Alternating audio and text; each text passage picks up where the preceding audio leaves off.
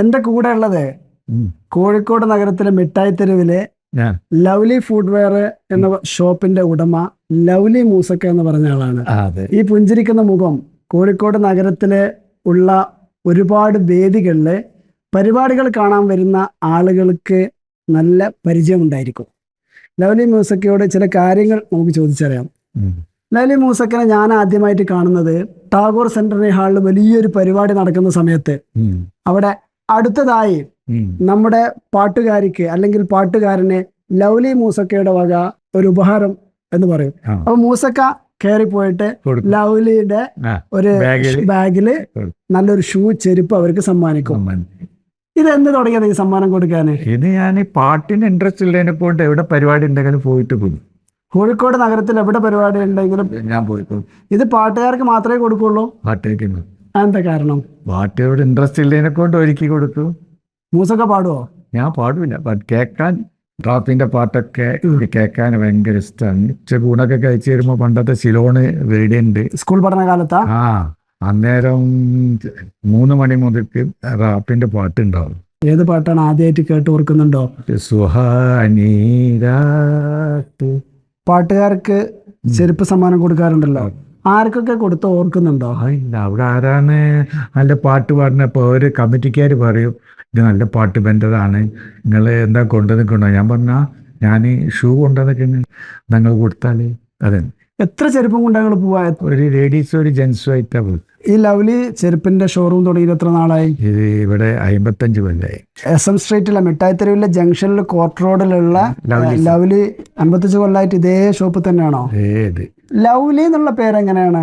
2ാം ഗേറ്റിന്റെ അടുത്തുണ്ടല്ലോ ഒരു ഷോപ്പ് ഉണ്ടല്ലോ, ചുടി ഷോപ്പ്. ഞാൻ അവിടെ ഉണ്ടേനി കുറച്ച്. അപ്പൊ അവിടുന്ന് അതിന്റെ ഓണർ പറഞ്ഞ് നിങ്ങൾ തുണിയൊക്കെ ഇത് എടുക്കാന്നുണ്ടെങ്കിൽ ഇവിടെ നിന്നോളി, ഞാൻ ചെരുപ്പിനെ ഇതാക്കാന്ന് പറഞ്ഞപ്പോ ഞാനിങ്ങോട്ട് പോകുന്നു ചെരുപ്പിന്റെ.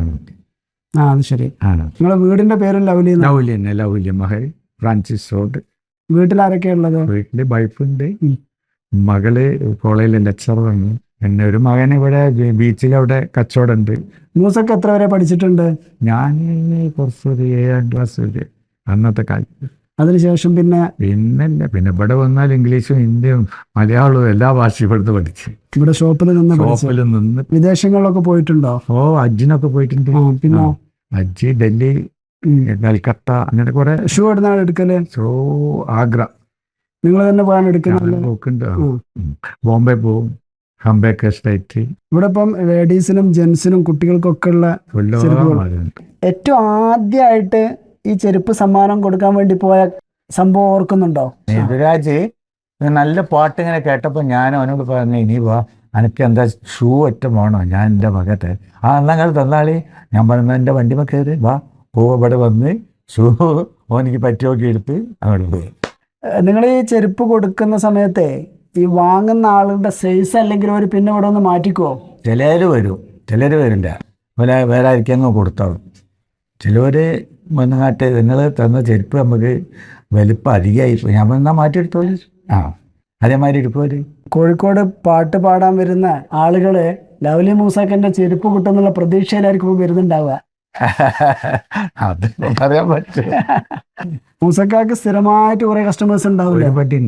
പണ്ട് മുതലേ ഉണ്ടോ. വലിയ വലിയ ആൾക്കാരൊക്കെ, AJ ബാബു, അഷ്റഫ് സാറ്, വലിയ പോലീസ് ഓഫീസേഴ്സ് ഒക്കെ ഇവിടെ വന്നിട്ടാണ് എടുക്കാറുള്ളത്. ഇവിടെ ഷോപ്പില്ലല്ലോ, അപ്പോൾ ഇവിടെ വരുമ്പോൾ എന്നോടെല്ലാം ഇഷ്ടമായിരിക്കും.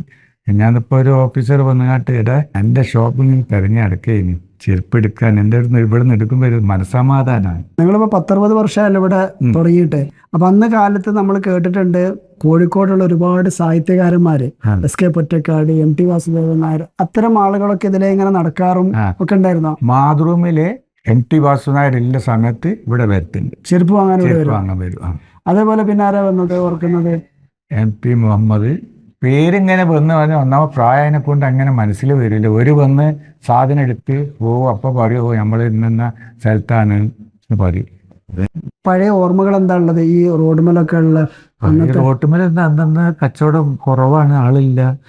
1-2 ഷോപ്പ് അവിടെ, 3-4 ഇവിടെ. ഇത് ഇപ്പോഴാണല്ലോ ഇങ്ങനെ നിറയെ ഷോപ്പായത്. അന്നൊരു കാറ് പോവാണെങ്കിൽ പിന്നെ അരമണിക്കൂറായി വേറൊരു കാറ് പോവാൻ. അന്നത്തെ കാലത്തെ പെരുന്നാൾ കച്ചവടത്തിന്റെ പെരുന്നാളൊക്കെ നല്ല അന്നത്തെ കാലത്തൊക്കെ രാത്രി 2 മണി 3 മണിയാവും പൂട്ടാൻ. ആളിങ്ങനെ വരും. നോമ്പൊക്കെ അല്ലേ, ആ നോമ്പ് പറഞ്ഞ പള്ളിക്കല് ഒരു ഇതൊക്കെ ഉണ്ട്, ദോയൊക്കെ ഉണ്ടാവുമല്ലോ. അത് കഴിഞ്ഞാൽ പിന്നെ ആൾക്കാരിങ്ങനെ സൈക്കിൾ വെച്ചാലും ഓട്ടോ വെച്ചാലും ഒക്കെ വരും. അപ്പോൾ നമ്മൾ പൂട്ടല് രാത്രി 2 മണിയാവും അവരതൊക്കെ കഴിഞ്ഞ് വരുന്നത്. 84 വയസ്സായ ലവ്ലി മൂസക്കയാണ്. ലവ്ലി മൂസക്കൻ്റെ മറ്റൊരു പ്രത്യേകത ഇത്രയും പ്രായമായിട്ടും ഒരു മരുന്ന് പോലും കഴിക്കുന്നില്ല എന്നുള്ളതാണ്. പ്രഷറോ ഷുഗറോ പോലുള്ള ഒരു അസുഖവും ലവ്ലി മൂസക്കാക്കില്ല. ഈ ചിരി മാത്രമല്ല, പരിപാടിക്ക് പോകുന്ന സമയത്ത് പാട്ടുകാർക്ക് കൊടുക്കാനൊരു സമ്മാനമായിട്ട് പോകും. നമ്മുടെ കോഴിക്കോട് നഗരത്തിലുള്ള എല്ലാ കച്ചവടക്കാരും ഇതേപോലെ സംഗീതം ആസ്വദിക്കുന്ന ആളുകൾക്ക് അവരുടെ കടയിലുള്ള സാധനവുമായി സമ്മാനവുമായിട്ട് പോയിരുന്നെങ്കിൽ എത്ര നന്നായേനെ എന്നാണ് ഞാൻ വിചാരിക്കുന്നത്. ഏതായാലും മൂസക്ക, ഇത് ഇനിയും ഇങ്ങനെ തന്നെ ഈ ചെരുപ്പ് കൊടുക്കൽ ഇനിയും ഇങ്ങനെ തന്നെ തുടരട്ടെ. ഗായകന്മാരും കോഴിക്കോട് നഗരത്തിൽ വരുമ്പോൾ ലവ്ലി മൂസക്കനെ എന്നും ഓർക്കും.